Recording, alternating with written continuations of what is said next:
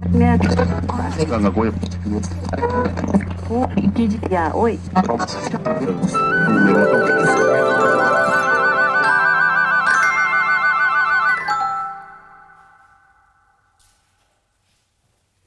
nous sommes dans la chapelle du XVIIIe siècle, qui est le bâtiment le plus récent que l'on puisse voir sur le site, si bien sûr on exclut les vestiges de la Seconde Guerre mondiale.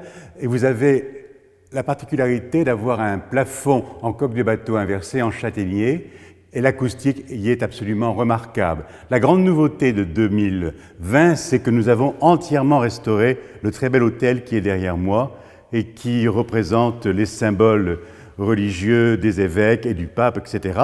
Et c'est là aussi que nous donnons maintenant nos concerts et nos conférences. Autre nouveauté pour cette année 2020, ce piano est rare, avec une sonorité absolument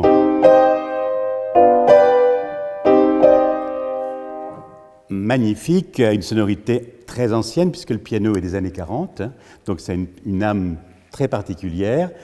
Ça sonne admirablement bien dans cette chapelle, évidemment, où l'acoustique est absolument remarquable.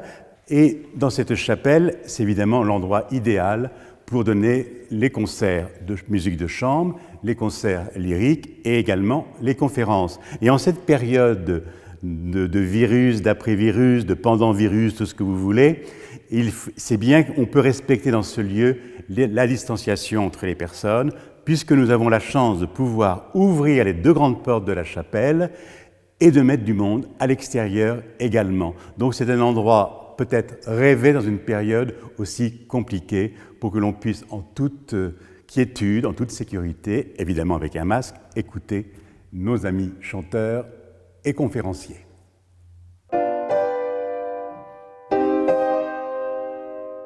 Alors, de fin août, septembre, octobre 2020, nous avons évidemment beaucoup de concerts, et ne serait-ce que le ténor Andrea Siacchi avec les pianistes Fabrice Coccini ou Laurent Lamine, notre voisin ami grand pianiste.